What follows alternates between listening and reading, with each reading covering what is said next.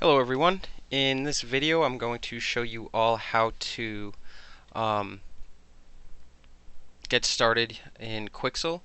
So first things first, I'm going to be texturing this shield. I already have a texture here and I did this all in Photoshop. Now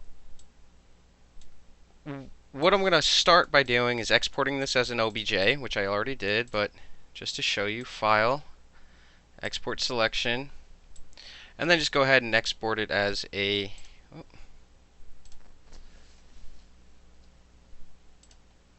shield.obj, export, yes.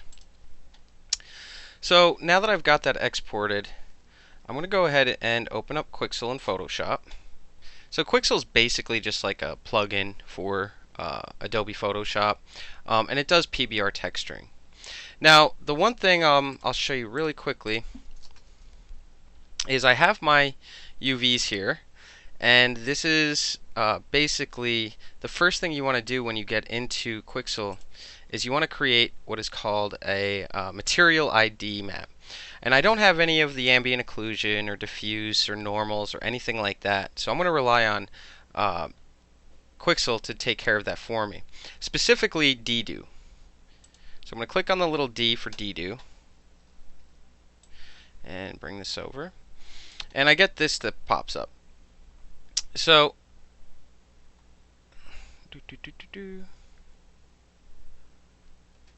I want to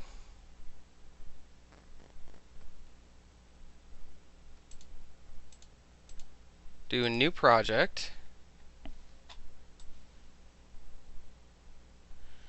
and you'll see here I need to select my mesh, so I'm going to click on mesh, and now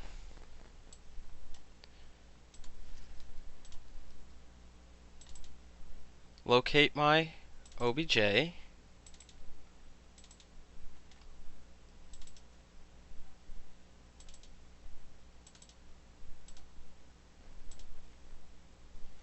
so I've opened up the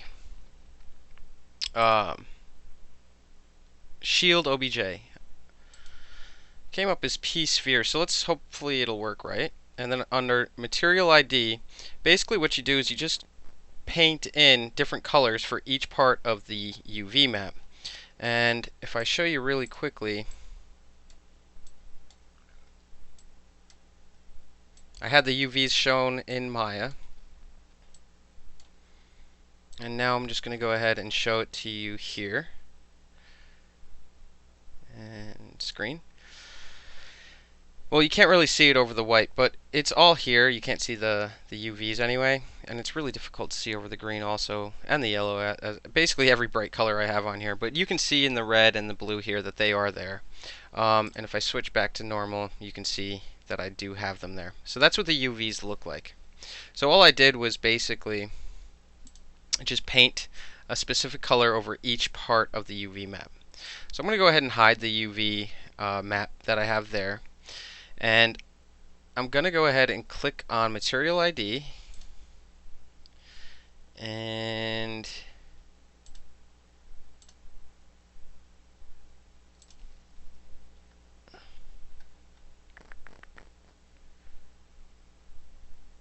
make sure that I actually save this. And I'm going to save it as, I have it there, I'm going to save it as a PNG. And then click Save. And OK. So I'm going to select my material ID. I could use the Photoshop file also. Either or are perfectly fine. And just for simplicity, I'll just use the PNG and just click OK. And now that I've got that open, I'm going to leave the rest of this open. And then I can go ahead and change all of this. This is a PBR texturing, so you can set it for really any type of software you're going to be using it for. They've got the CryEngine, Unreal Development Kit, Unreal 4, Unity 3, Unity 4, Unity 5. So Arnold's a render Blender cycles. So it has a ton of presets in here. RenderMan. And I'll just stick with the default, and then that'll give me an albedo, a specular, a gloss map, and a normal map. And then you can always locate where you want to save it to. I think wherever it is going to be fine. Let me just see here. Yeah. And I'm going to hit create. So just give it a second here. And now, oh, just another moment. It's baking maps. I have this on a separate screen so you can't see all of the loading that it's doing.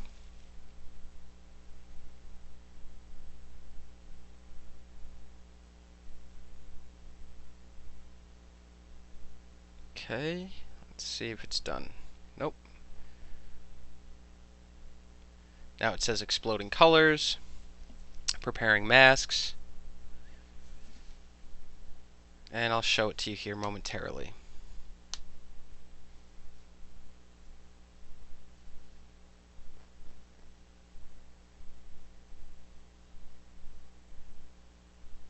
Adding materials, saving, and something, there we go. So when it's all done, doing what it does, it says done, let's get started. Just go ahead and click OK. And I got to drag this back over here. And you'll see right off the bat, it's automatically done all of these maps. And it should be fine with this subtle little outline on it. And it's doing all of these maps in here. So it gives you the specular, the albedo, the gloss, and the normal. Okay? They're all right here. And the masks is the material ID. So, what I want to do is down here it says add smart material, add clean layer, add color paint layer, which you can do. But I'm going to just start with like the bare basic stuff to get, you know, just a quick texture. And that's what's really awesome about this software, and really any PBR texturing software such as Substance or something like that. I'm going to start by adding a smart material and bring that over here. And now you're going to see that I've got a whole bunch of different types of textures here. Now, this is a metal, so it could be wood also. And I could just go ahead and start checking out some of these things. And let's see, generic gunmetal, whichever one you think will look pretty neat. I think this one will look pretty cool, as well as this one. So I'll start here, and I'll just go create. And now it's going to sort of do its loading thing, where it's creating the materials. And it's just going to be a minute. And that's the one thing that I like Substance better than Quixel, is there's a lot of wait time. Whenever you try to do something, it's always constantly updating masks and creating materials, and then it'll create the albedo, where Substance is sort of on the fly, instant updates as you do it. Just as soon as you click on something, it's basically ready to go. So you'll see here that this map that I selected, or this smart material that I selected, I gotta keep dragging these over so you guys can see it. It had already created all of these over everything, as you can tell. So what I want to do is this little arrow going, go back, and on this here, by clicking on this little square, it's going to give me the different colors. Now I don't remember exactly which one is which, so I'll start this one on the yellow, I guess. So let's go ahead and change this one to,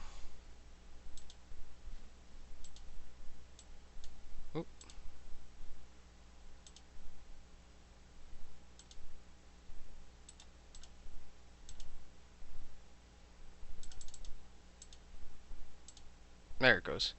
And I'm going to switch it to the yellow. Now it's going to do the whole thing again, refreshing the materials, and basically what it's doing is it's just going to have that material only on the yellow. So you'll see that's only on the yellow. Okay, so the next one I'll do, and I'm just going to add a couple of these, and then I'll show you what it looks like in the basically the render engine they have in Quixel. So I'll add another one, and I'll do metal again, and I went to military this time. I went to military last time too.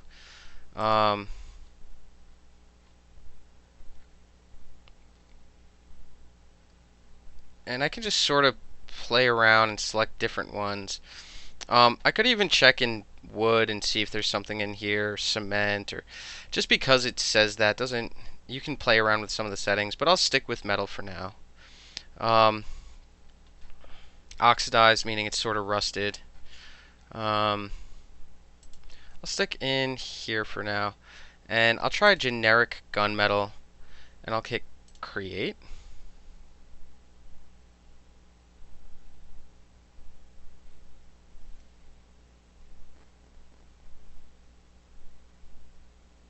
So again, it's creating the materials, it's refreshing the model, and all stuff like that.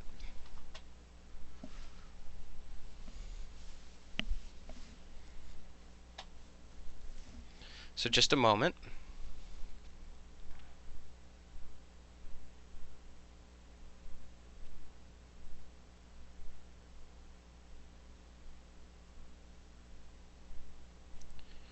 Creating gloss, and it goes through this every time you do something. So it's really just this slow loading time.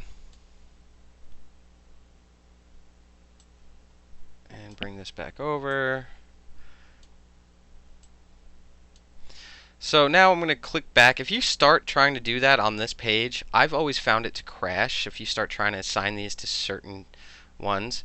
So I always just click back. Now I have my generic gunmetal, and I'll do this on the white one.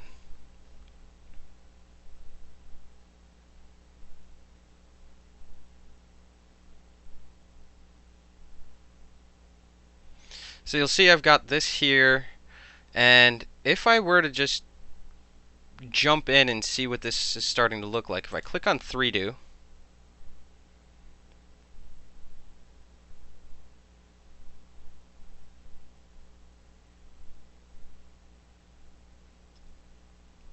just a moment.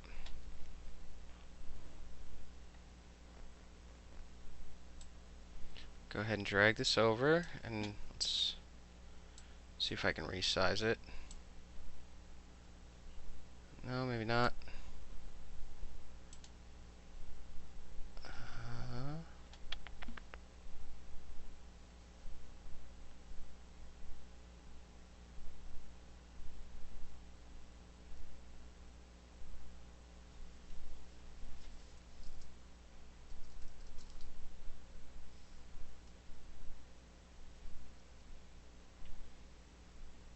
Okay.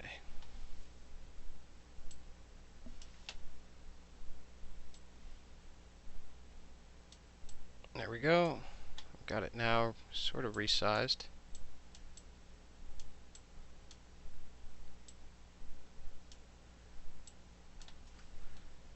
And I'm just gonna scrub around. And you're starting to see this metal here, and let me see if I can. And you're starting to get this really scratched up shield so far. So I've only got some of it done, and it does a really nice job of showing wear and tear. And I've been selecting like these military ones, so there's going to be lots of wear and tear on it. And you'll see it does a really nice job adding that sort of grunge and wear and tear on the corners, which is a really nice little feature it's got. So now that I've shown you that, I'm not going to pull up 3Do again until I get this completely textured, I guess you would say. So I'll exit out of that. And I'm going to check my material IDs. And the green one I can also create one on. I'm going to add another smart material. And I'm going to also select the military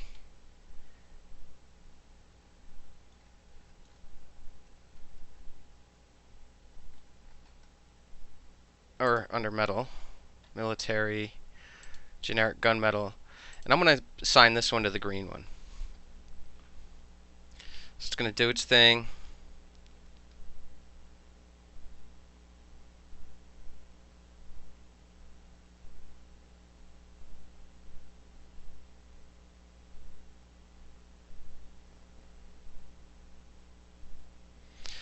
Just a moment.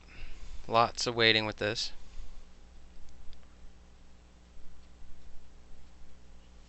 Okay. So I've got another generic gunmetal, and I'm going to assign this one to this bright green color. It's going to go again and refresh and update and yada yada yada. And the neat thing is it'll show you in this little image here where it's going on the masks. So the material IDs is really nice and neat because it shows you right here what it's doing. So now that I've got these parts done, I need to select one for the bolts. So I'm going to hit add material, and I'm just adding a whole bunch of smart materials. And I'll go to metal. And these I'll select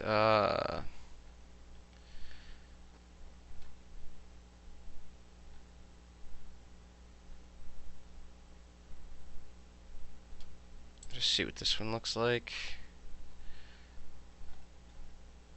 It really doesn't matter too much, just because I'm trying to just show you an example, but I'd like it to look nice. So I'll select this tarnished brass, and then create. And then I'll wait again.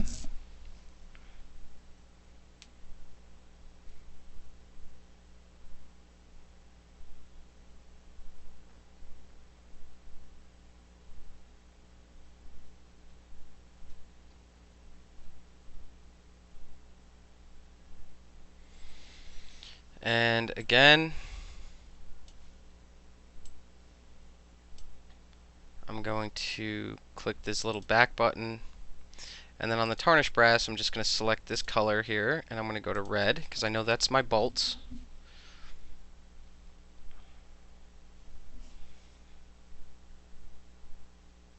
Okay, let's take a look at the albedo. Oh, I'm on the albedo, okay. And now let me go ahead and get, what else do I have left? Masks. I've got blue and gray, I believe. So again, I'm going to select another smart material. Blue could be metal, and we'll select something like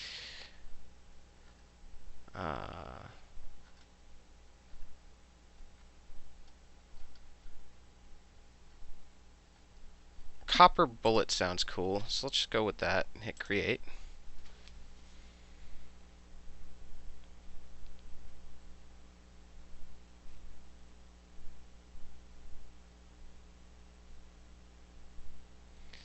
So just another moment.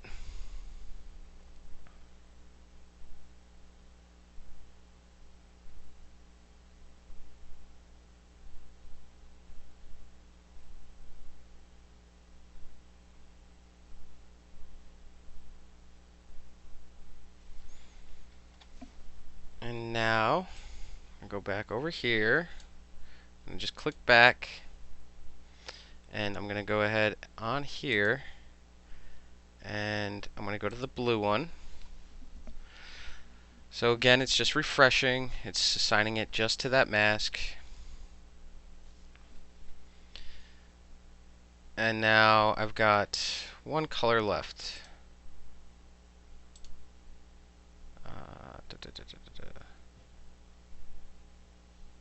Gray. So the gray can actually be the same. So I'll do one more smart material. If there is a way to assign more than one color to these on the material IDs, I could have just set it up from the beginning that way, but I didn't. So go to metal, and I'm going to do the generic gunmetal again. And this time, I'm going to assign it to the gray color. And I think that'll sort of match pretty well with everything. I have no idea how this is going to look yet, because I haven't taken a look at it in 3D. But I just wanted to go ahead and sort of see what's happening with it.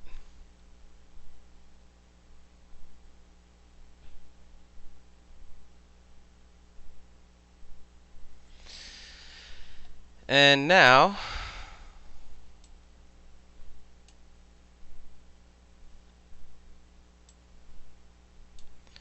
I'm going to click back again, and in generic gunmetal I'm going to go to the gray. It's going to refresh one more time.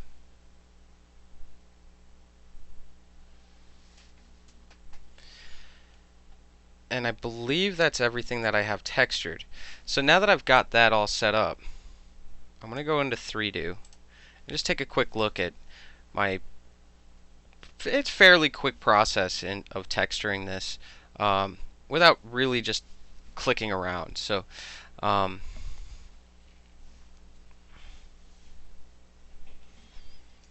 so far this is what we've got. So I selected that copper bullet for the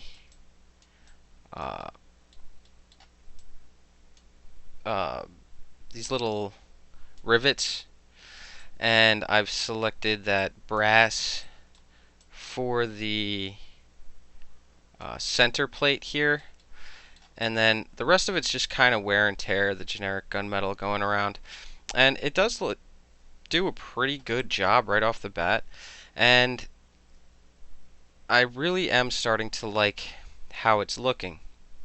So